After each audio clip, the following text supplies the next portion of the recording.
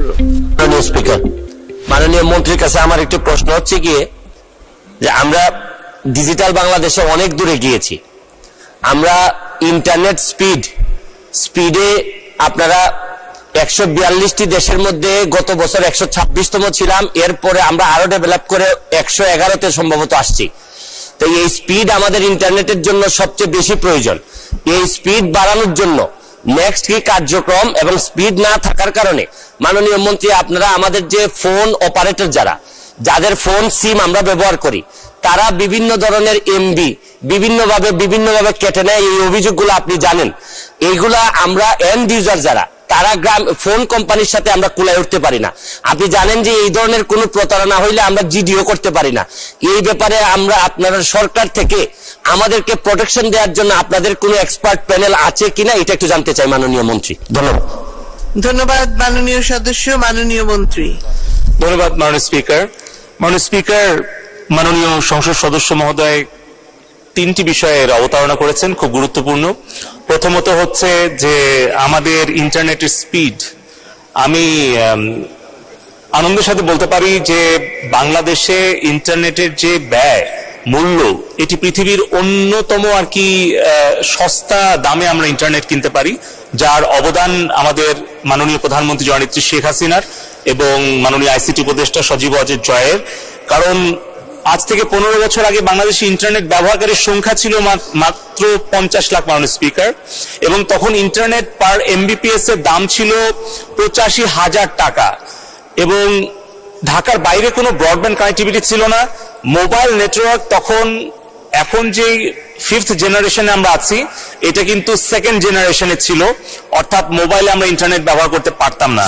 সেইখান থেকে কিন্তু এখন ইন্টারনেট আমরা পার এমবিপিএস 50 টাকায় নামিয়ে আনতে পেরেছি, এবং বাংলাদেশি ইন্টারনেট ব্যবহারকারীর সংখ্যা 13 কোটিতে উন্নীত করতে পেরেছি, এবং ঢাকা থেকে বিভাগ, জেলা, উপজেলা হয়ে এখন ইউনিয়ন, এমনকি আপনি যদি প্রত্যন্ত চর কিংবা দ্বীপ কিংবা পাহাড় যেখানেই যান, বাংলাদেশের 98% ভূখণ্ড এখন 4th জেনারেশন মোবাইল নেটওয়ার্ক আওতায় এসছে।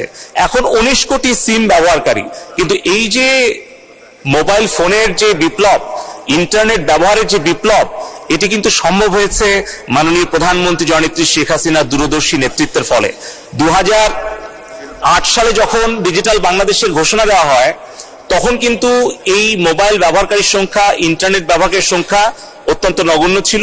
সেখান থেকে আমরা এসেছি, এবং 1998 সালে যখন মাননীয় প্রধানমন্ত্রী মোবাইলের মনোপলি ভেঙে দিয়ে 4টি কোম্পানিকে উনি লাইসেন্স প্রদান করেন, তার ফলেই কিন্তু আজকে আমরা এই মোবাইলের সম্প্রসারণ এবং সাধারণ দরিদ্র মানুষের কাছে স্বল্প মূল্যে মোবাইল ফোন এবং ইন্টারনেট পৌঁছে দিতে পেরেছি।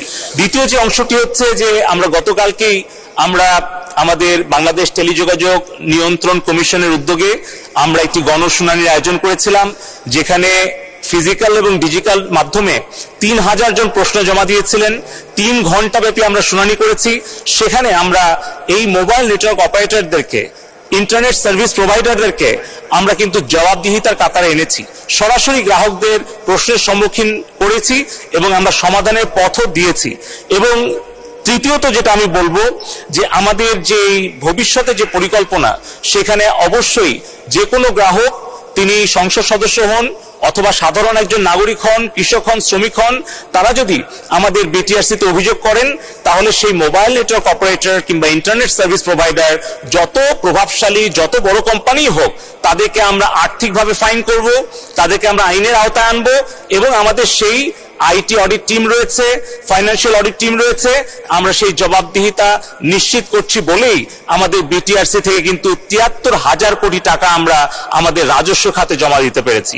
ধন্যবাদ মাননীয় স্পিকার। মিশন 90 সংবাদের পিছনে নয়, ভিতরে ছুটি।